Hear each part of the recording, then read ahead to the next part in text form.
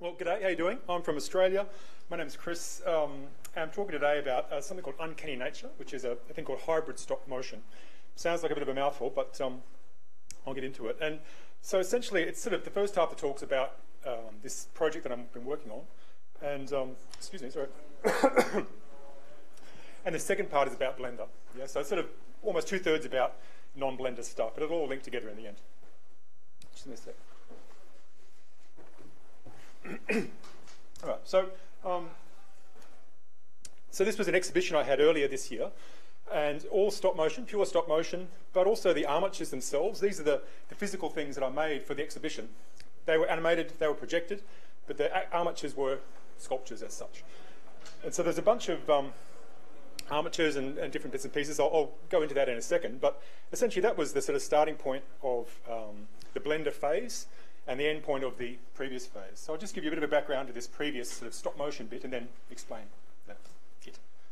So these were the works, and so I promised never to ever put video into PDFs or ever again, but I'll try it, okay? So forgive me if it just, but it should work. Oh yeah, okay. It says sound.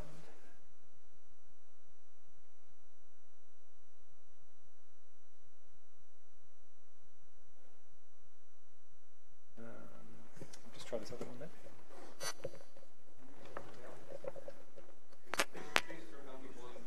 Or is it going to be? Oh, okay. Yeah.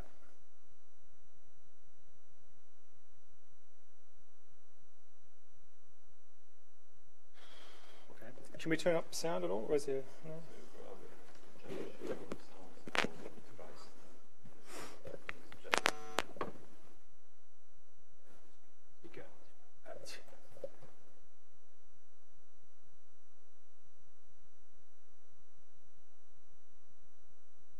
I'll start it up again. How about that? Maybe I just start.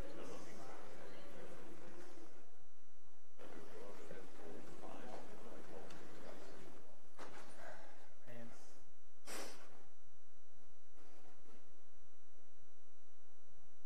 No. Well, I'll just see if it works outside, then I won't use the PDF. I swore I'd never do it again. Yep. It's right click on the volume icon. Choose. Yeah, playback devices. Oh, yeah. This one should, because I've got HDMI, so it should be HDMI, yeah? I'll just play a movie and see.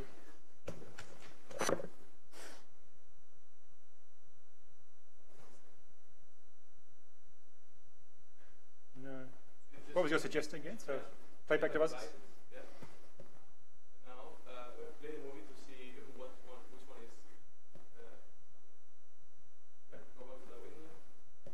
So is this Now one? choose that one.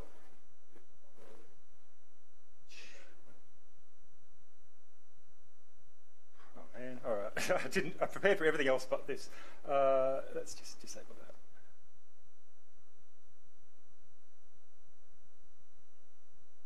Any other ideas about this one? Yeah. I'll tell you later on why I had to use this computer, but yeah, we'll see. I'll just try for 30 seconds and then. Anyone else? Any experts that can do this? No?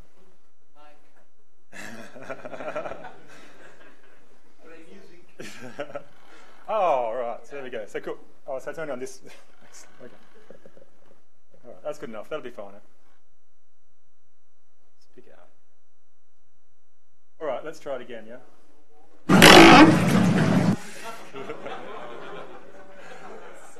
All right. Now. So.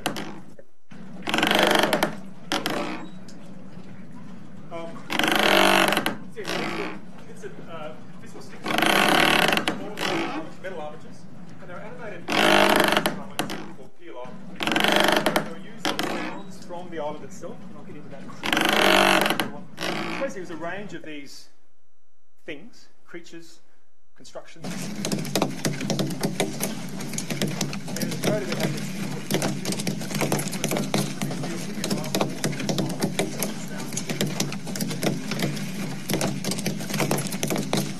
it all makes sense in a second.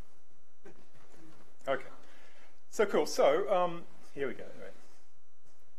So that'll make sense in a second, but essentially this thing called hybrid stop motion. So really, I started out as a 3D person. I was a 3D animator for 20 years.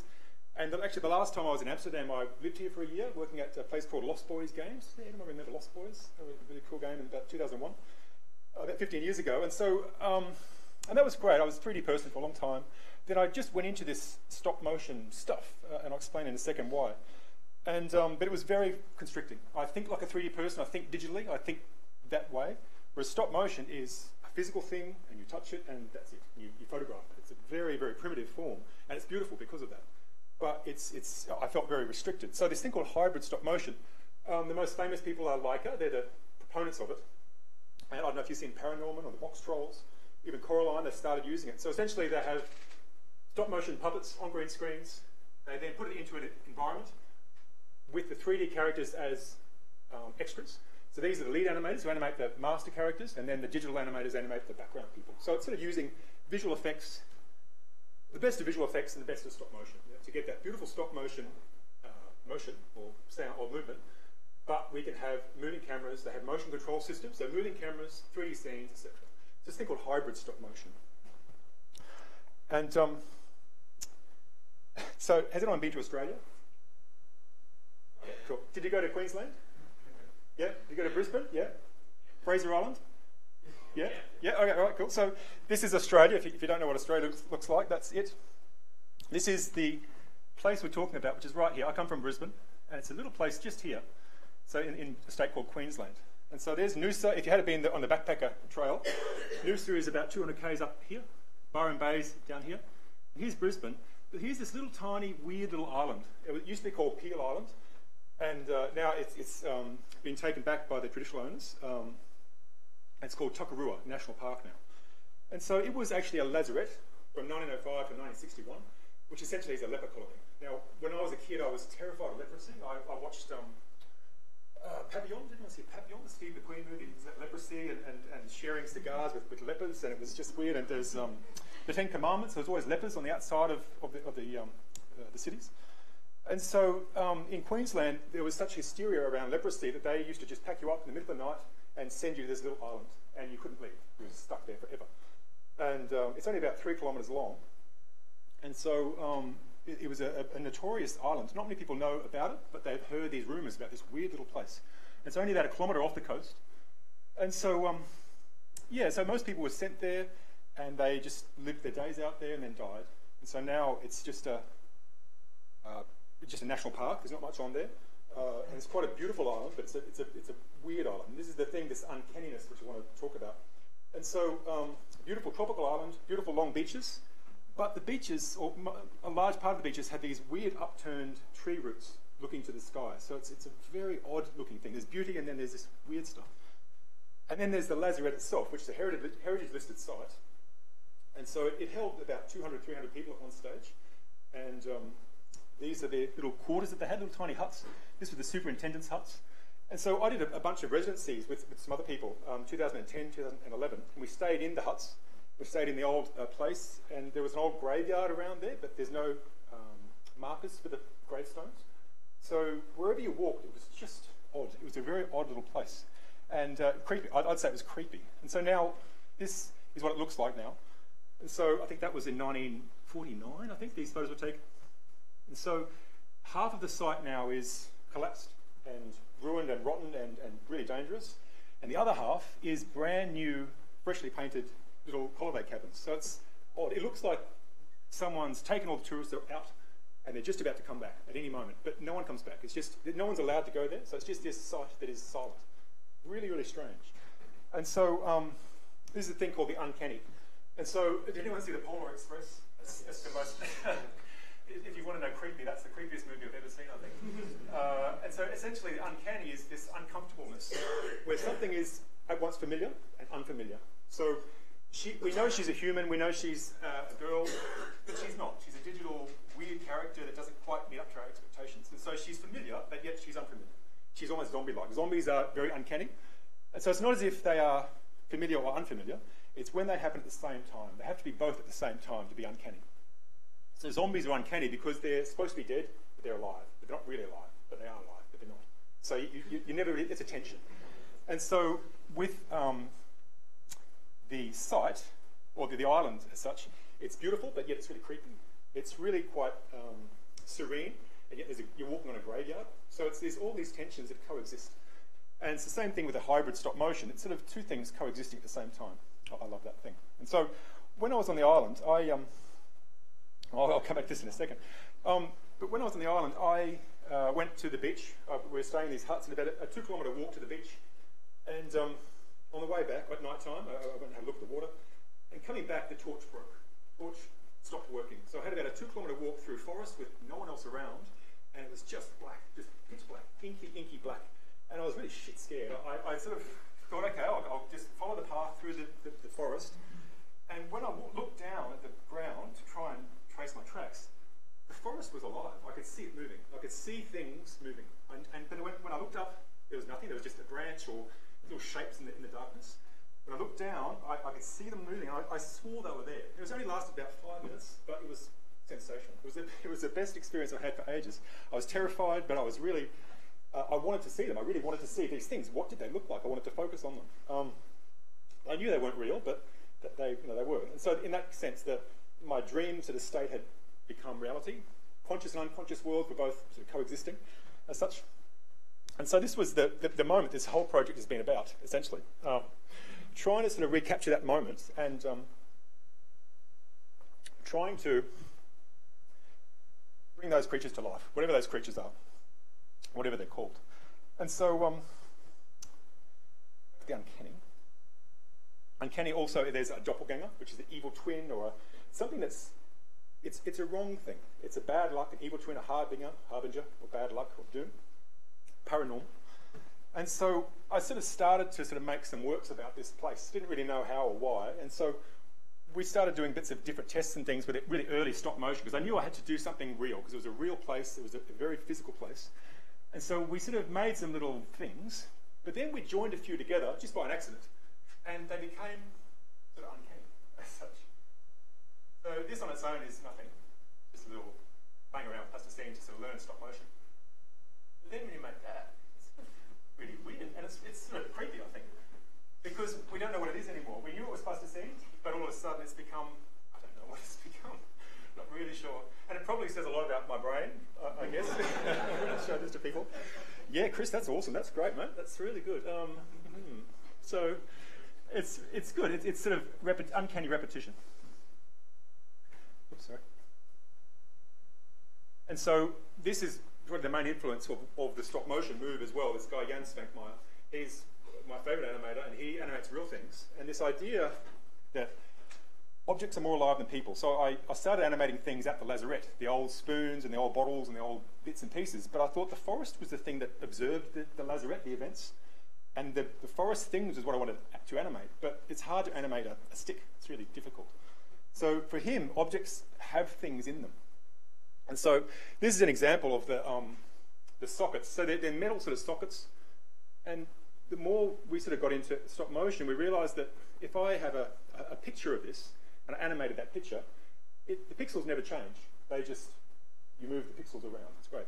But every time I physically move that and animate it, there's a bit of my sweat and skin and dirt on that stick. The stick changes every single time. So it holds the memories of my interaction with it. It's really quite a profound thing, but yet a very basic, sort of primitive thing.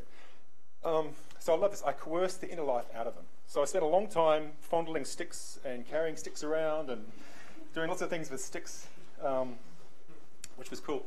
And so for the motion design, I didn't want to just do Disney. I didn't want trees to come to life and have a little sidekick character and they've got eyes and they talk to me. I didn't want that. I wanted it to be a bit more serious or creepy or something.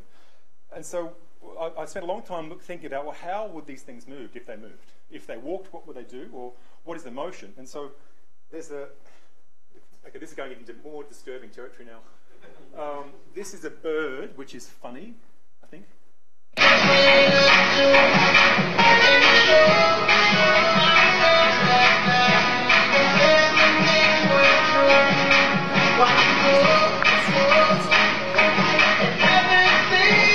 So he's insane. He has lost connection with reality. He does this over and over and over again. He's a distressed animal. and he's broken. He's a broken animal. And so I started animating these things. And so this is the example. So here's another example. It's called stereotypic behaviour. And almost every animal that is kept in a zoo demonstrates this behaviour. They've been constrained and restricted for too long, and they do this motion. That's all they do, all day. And it's really, really sad. And I thought that that's what the patients would be like, because they were on this island, they couldn't leave, stuck with they were stuck with lepers, because if you went there and you didn't have leprosy, you would just suspect it and you would just shut it off. If there was a certain type of leprosy, you would catch it while you were there, then you could never leave. So it was this horrible, horrible place. And so this was the motion that I did based on the horse. And this is where Blender first came into the scene. So I just did this. I started animating in Blender just a box, to get the motion right. Then I started sort of duplicating it as well.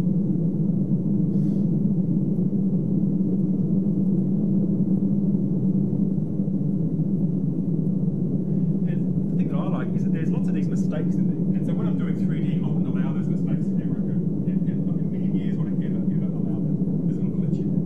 But with stop motion, to fix the glitch, I'd have to do the whole thing again. It'd be different. Every time I do it, I'd have to. It's like a performance. You'd never see a band perform at the same time twice. You can't do that. It's just different. And so I like the performativity of, if that's a word, performativity of that. It's hard. It's really difficult as a 3D person to give out control, to let mistakes happen, to allow them to exist. But there's something good about that. So that was the original works, and it was great. Exhibition, it was good, really creepy sort of stuff to try to convey this sense of what this island was. I went back quite a few times to get more information about it. And I used to take other artists back and take them to the forest, and we'd turn the torches off and try and look in the forest to try and see these creatures, but it never really worked again, obviously. And so two things that happened, this was in February this year, two things happened. I played with the Oculus dev kit. We got one at the place I work at. And I found a lot of VR was quite average. It's just like sort of game stuff. But when you find one that has that, where it works, and you experience presence, where you believe that your body is in this environment, it's a profound experience. And I wasn't the same afterwards. So I had a really positive VR experience, and I thought, well, if I wanted to communicate that island, how that island was, or how it felt to me, exhibition isn't the right space for that. It's a little bit too sort of clean and cube-like. Whereas VR would be the thing. I thought, well, cool, okay, let's just make it VR. I'd love to do that. But I tried modelling some of the sticks and these bits and pieces. And even though that's a very simple object, it wouldn't take long, it just didn't really look right. It looked like a game object. It looked like a 3D object that I'd modelled. And so the second thing that occurred was I saw this video. Did everyone see the Kite real-time short film at GDC? And so they did a really long presentation of their photogrammetry 3D scanning process, and it just blew my mind away. So realistic, beautiful, high-res trees. If you haven't seen the Kite short film, it's quite a long short film. They made kilometres of environment, beautiful photoreal environment. It's all real-time. And so they spent a long time of how to work out this process of getting these assets scanned, retopologizing them, and to make them into a game environment. And I thought, well, I'm not going to model these things. I'm going to scan them. And so that started basically the 6 months of R&D, which I want to sort of talk about at the end. How to get those sticks to be into the Oculus, which is not quite there yet, and how to use Blender as the main tool for that. And so I'll just go over a few of those things. Once again, another of the reasons why I went to stop motion, I worked with a guy called Max Banner. He was a very famous animator in Queensland in the 70s and 80s, and he retired when I was starting to work at this university. And he had a really huge old animation table from the 70s called a 4Ox. It's from Germany. And it weighed a ton. It was probably about 12 foot high, the rostrum camera. Really big stuff. Took 4 of us to lift it. And so he was going to throw it away. It was a rusty old thing. And I grabbed this top part of it to use, because I thought that could be automated, or it could be interesting, because it's a beautiful, beautiful thing, these old dials and counters. And so I took that apart and made it to be just a nice sliding animation surface with wheels and little counters, perfect for stop motion. And then I got an artist to do some stuff with it, and we sort of took it apart, and he added some Arduino, some stepper motors, some small little Arduino shields And so we automated that in a very rough way. At the same time, we automated a little camera. So I used something called Dragon Frame, which can talk to the Arduino and then talks to the motors. And I can set up a little sort of system. So I'll show you that in a second. So that was good. That was the start of this motion control idea. And it's almost there now. And he used a 3D printer, which I didn't quite understand at the time. And so we managed to get hold of a 3D printer for a little while. And so then we started to print out stuff. We printed out this the next version of the 3D motion control. And this is what I did as well. I made a little... So essentially with photogrammetry, you have something, an object that you want to scan, and you place a camera, and you do a turntable. You take, say, 30 shots of that object from the bottom, and then you take it from the top, and you do 30 times around. So it's a very tedious thing to have to move that 30 times. And so in this way, I made a little motor with an Arduino, and it's a little turntable, and that hooks up to the stop motion software. So it takes one, moves it, moves it, moves it. You can specify how many times and how fast it goes. So this sort of automates the process as such. And this was the best setup that I found for, because we have a camera looking down at the object, so we have to have a green screen underneath it. We also have to have the green screen over the top of it when we look up at the object. So that was quite nice, and this sort of simple sort of setup of these softboxes. So cool, so that was the start of it, but then yeah, the big thing was this idea of scanning was okay, but the meshes that it produces is just, it looks like a solid colour there, yeah? It's just, yeah, 1 to 2 million polygons, and it's sensational resolution, but it's, you know, useless to work with.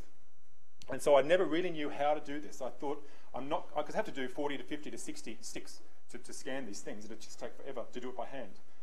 But I purchased the Retopper Flow add-on, which was awesome, mostly awesome, almost awesome, just about awesome. Because they're simple cylinders, it wasn't really too hard. It's just that when you had the big gnarly sort of bits around here that was quite difficult. But yeah, it worked very well. Probably the main problem that I had initially was that when you scan something, it collects little bits and pieces of fragment from when it moves around, when it takes a picture of each section of the object, and it just lays it out like that, which is terrible.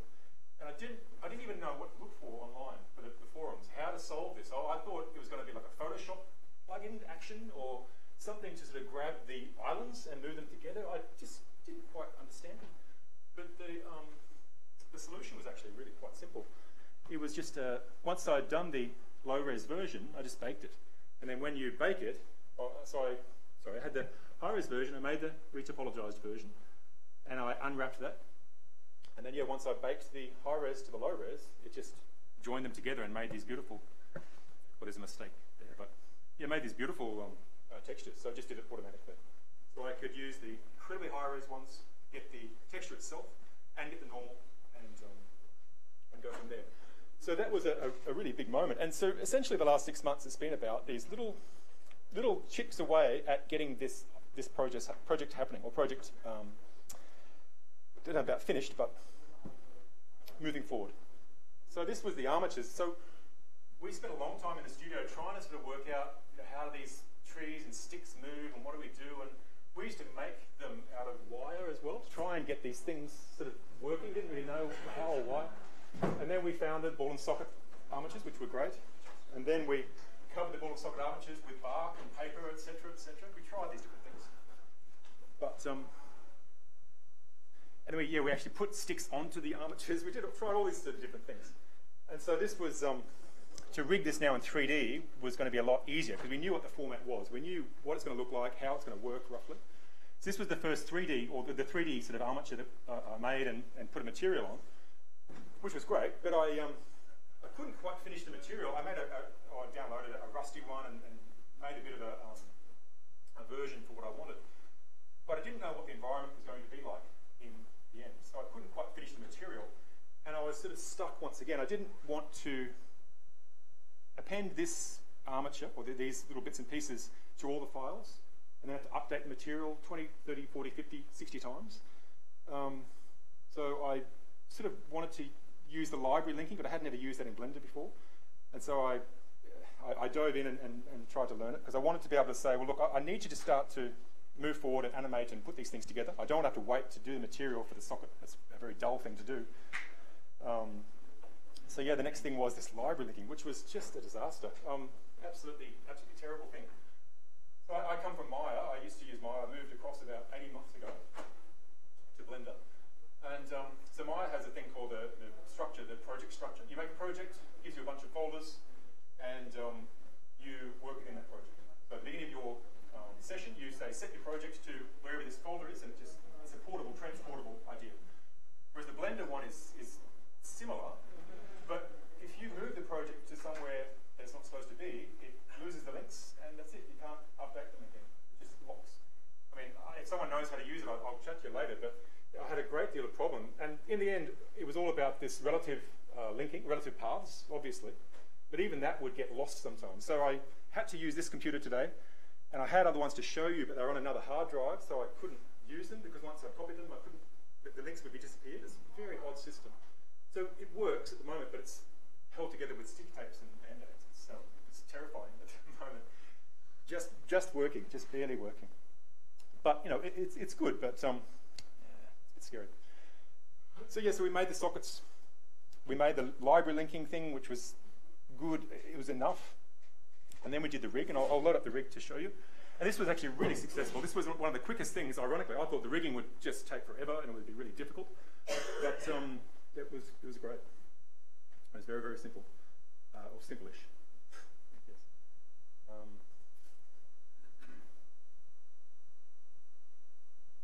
So yes, that's it. So there's the stick. Another solution, I'll talk about in a second, is to just make real softboxes. I found a thing called Light Objects online. I think it was for another program. It was like FBX or something. But so essentially, it's a softbox with a HDR image on it to give the material. So it's just a really nice solution for the lighting. So yeah, so there's the object. This actually is the one. Yeah, so that stick is being flipped across. Essentially, when I animated this, I was going to cover the screen there, but that doesn't work, does it? Cover half of it. So I did half of it. It was actually laying on the ground, and then I flipped it with this thing called bilateral symmetry to give it this extra-ness. On its own, it wasn't that interesting, but yeah, using that repetition, it became a creature. It became this wasp, some sort of thing. There's a face, there's eyes or something in there. So I scanned this stick, these three sticks, this example, and here they are. So here is the, so they're really quite nice res now. And so therefore I attached the top ones, which is simple arcade chain, so I can move these guys. Also I attach this part of the chain, the top part of the chain, to this object, and then I can move that object around as well. So it's just really, really nice to move, to pose around, etc. So we move that there, move these around, they'll catch up eventually, etc. So yeah, that was simple and successful. And so in the other examples, I attached them at both ends, so I could have at the top to be moving, at the bottom to be moving, and then I can move the other stick around. So quite easy to pose.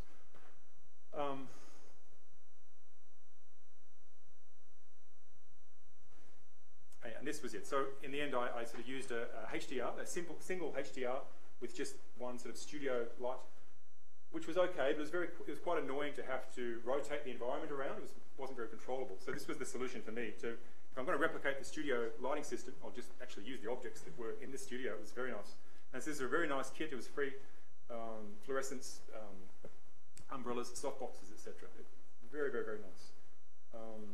I was going to show you something else. Did anyone use the SIBL system in Blender? It's a really, really nice system. I'm not sure if it's installed in this one. It's a really simple sort of system for using, here we go, using HDRs.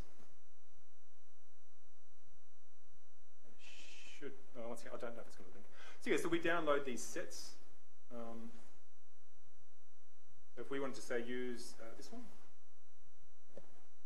I don't think it's going to.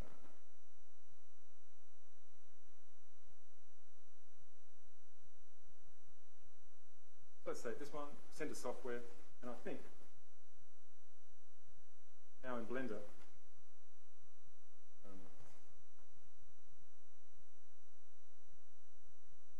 good. Hang on, maybe if I just do that now.